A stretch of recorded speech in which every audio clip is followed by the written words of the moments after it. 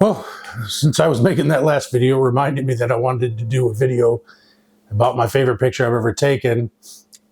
And it reminded me because I was using the EM10 Mark II at the time I took that picture with the 40-150 Olympus kit lens. I think it's a 4 to 5.6, somewhere around there.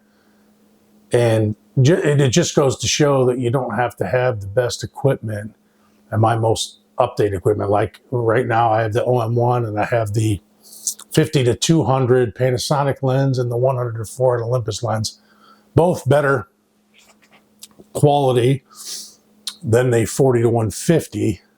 I also use a G9 and an OM1, both better cameras than the EM10 Mark. Yeah, EM10 Mark II. That doesn't matter. It's my favorite picture. And so I thought I would just real quickly go through why it is my favorite picture and post that picture.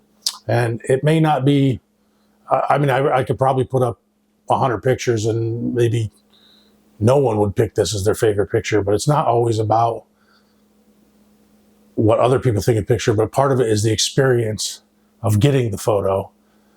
And this one has a little bit of an emotion with it and a story with it, and that's what makes this picture for me. And I do love the picture, but also because of the story behind it. So at the time that I was going to take this picture, I was using exclusively, in fact, I think it's the only camera I had at the time was my EM10 Mark II. Now we're going to pretend this 50-200 is the 40-150 Olympus. A little bit different, but we're going to pretend.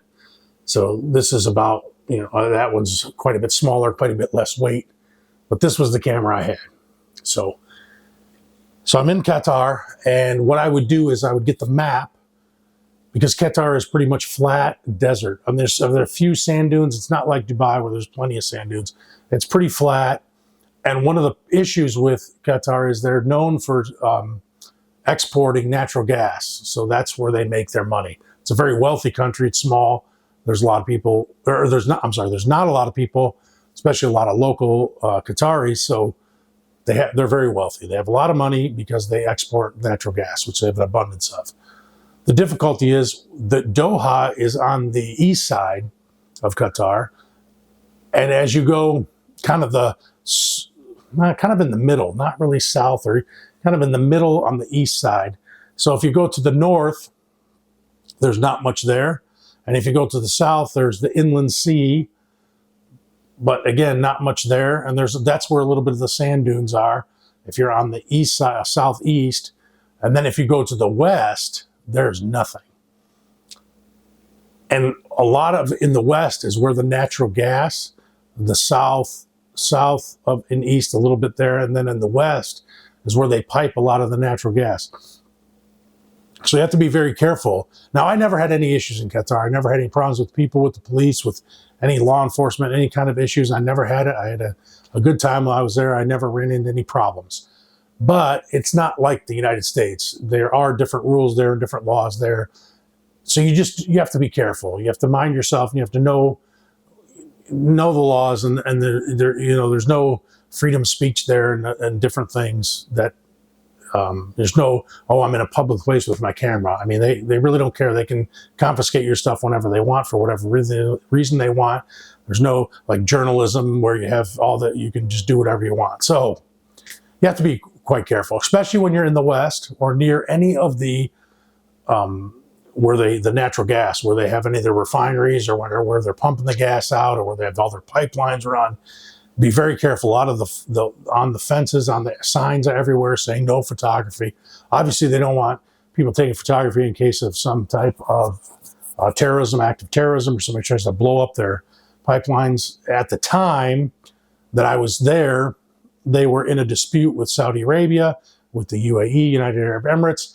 And so it was even more tension because of that, because they border Saudi, obviously, and there was some issues there. So so I would go on the map and I'd try to find a place where I could go to the west where there wasn't much people, and I was looking for some sort of water feature, some of the farms, quarries, there were some cliffs or mountains, or go to the coast. Like one of the places I used to go in the west you were only 20 miles from the Saudi border. You could see, actually closer than that. Closer than that. The beach was actually maybe 20 kilometers, kilometers to the miles, but you could actually see the border crossing from where we were at.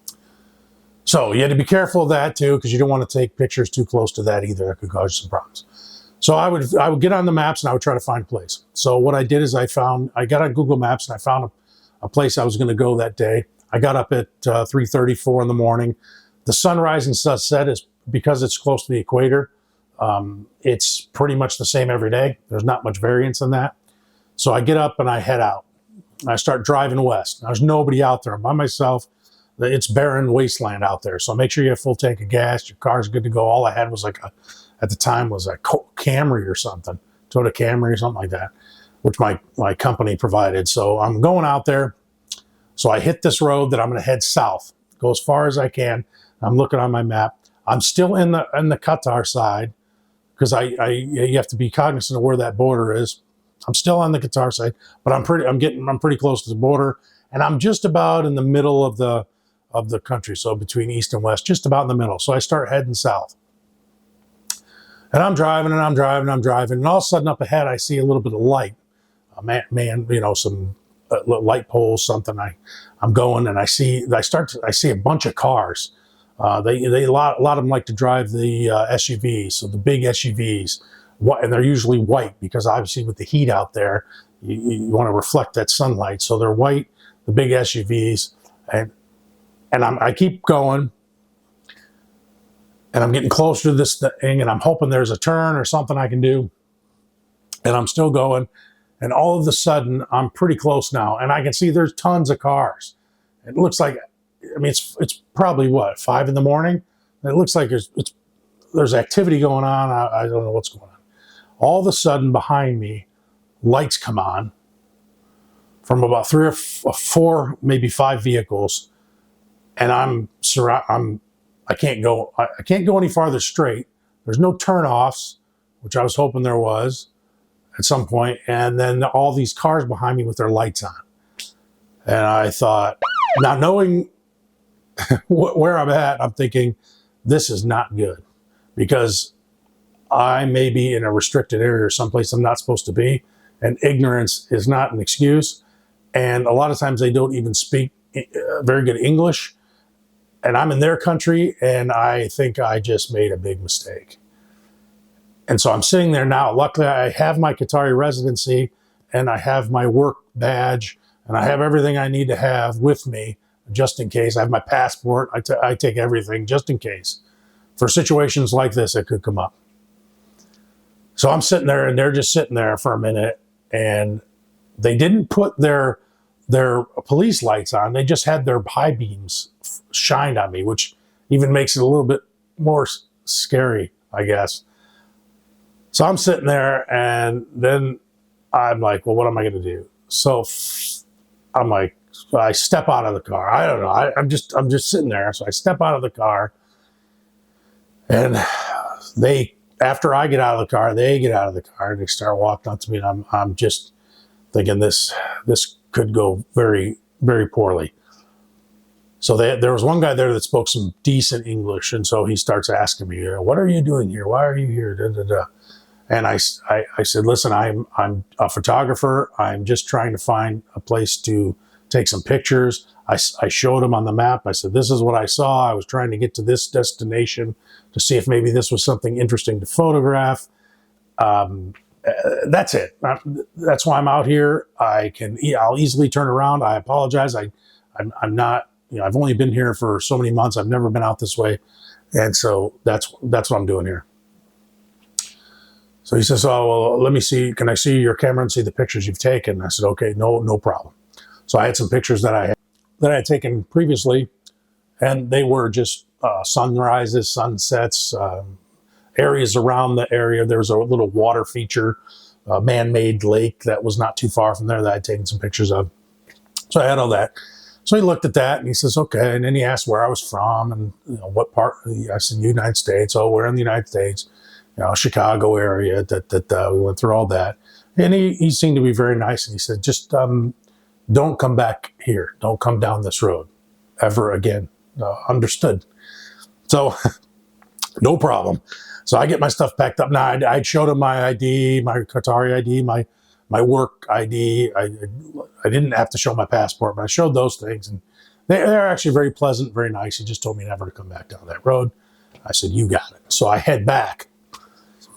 So I was pretty bummed out. I mean, you get up in the morning, you think you have a place to go and it's going to be interesting, and then because there was a lot of green, but I didn't. So I start heading back. Now, luckily, on the way back, there was a turnoff that I had marked a spot on Google Maps where I'd been before. So I'm like, well, I'm not going to ruin my whole morning for this. I'm going to jump on that road, take it down.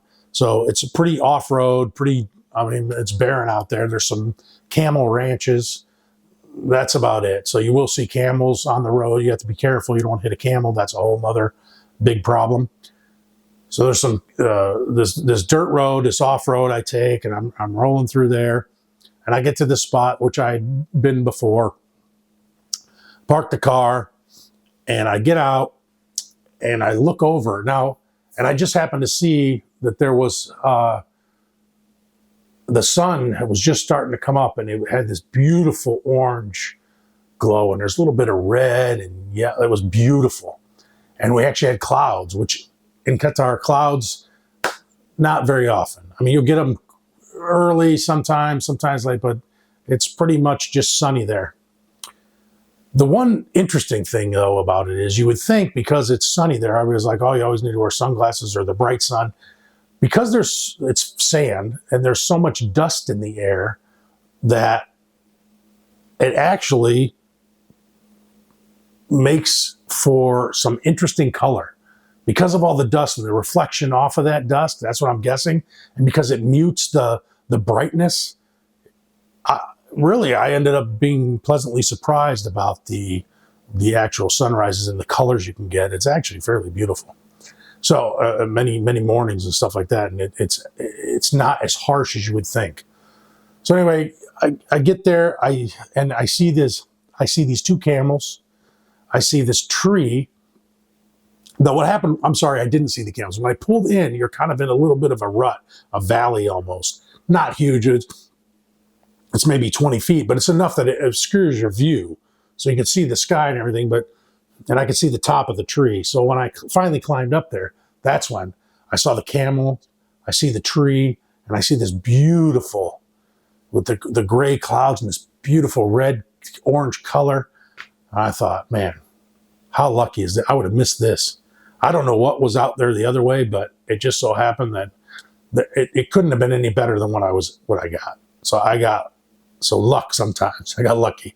So I pull in there right away. I pulled in, I got my stuff out, tripod, get my handy dandy EM10 Mark II, and start snapping pictures. And I mean, the camels in the picture, they're silhouetted with the silhouette of the tree with the beautiful, and what had just happened to me that whole time, I just thought was just amazing. And so, I mean, it all happened. It was beautiful, and it was my favorite picture.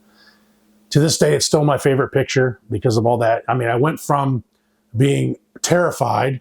I went from being excited. You know, when you think you found a new spot and you're going to go try it out. So I went from being excited, and then I went to being terrified that I wasn't going to get out of there, which I didn't really have. I mean, there's no reason I should have thought that way, but you just don't know. So it's a little bit terrifying. But like I said, nothing bad ever happened to me there. I'd had an interaction with the police before about taking some photos because I was fairly close to a government building, and they were very nice about it. They're like, oh, they said, just take a couple of pictures and then, you have to leave. And I said, okay. So they let me take some pictures. So yeah, it was nice. So I didn't have, but it's still, when you're out in the middle of the desert. So anyway, I got this beautiful picture. It's my favorite picture. And again, with my handy EM10 Mark II and my, well, not really this one, but my 40 to 150 Olympus lens, started snapping those shots. And to this day, it's my favorite photo because I went from from that high to low of lows, and then thinking, oh, I got to go back to a place I've been before. And it was an okay place, but I did it. And then to get there and then have this, so I'm back up on a high. and it was just crazy, all within before the sun came up, for before the sunrise. So I had all that, and I spent the rest of the day there, and I got some other photos, and if I we'll see if I can post those, but I'm definitely posting my favorite one. And that was my trip. So and the other thing to say about that is my favorite photo that I've ever taken is not on the OM1. It's not on my G9. It's not with my 100 to 400. It's not with my 12 to 35 Pant Lumix G. It's not with my 50 to 200. It's not with my 35 to 100. It's with a cheap kit, $99 40 to 150 Olympus lens, and my EM10 Mark II. And it's my favorite picture because it's an emotional experience. It's not just technical. And I heard somebody say the other day, you should be, if you take, a lot of times they'll see a technically perfect picture and it's crap because the person spent all their time with the technical aspect and forgot about the creative part. So, and then a creative picture that's not as technically sound, and you love it. This one is to me, it's just the perfect picture in the perfect moment, and that's it. And I did come to find out that the reason that they wanted me out of there so bad is because at the time there was a ban between Saudi Arabia and Qatar. There was some political stuff going on. There was a ban. It was actually Saudi and UAE against Qatar, and Qatar was siding with Iran on something. I don't know. Anyway, it's confusing. I think they're back to being friends now. But there was this ban. But there's a lot of Qataris that would go to Saudi, and a lot of Saudis that would go to Qatar, and their families and everything else. So they had this spot where they could meet. It was on the Qatari side of the border, and that's what it was. It was like this place where the Saudis could come over and meet with their Qatari family. They couldn't come all the way in the country, and it wasn't official, I guess. And that's why that's what I was told, or that's what I heard. I don't know if that's officially true, but that was the story, and I'm sticking to it. So anyway, that is the story of my favorite picture to date, and I'm trying to top it. I'm hoping someday I can get one that I like even better. My bald eagle picture's close, but it's not there. It's just, this one is just, yeah, it's the best for me, in my opinion. Make a comment and see what you think. Thanks for watching.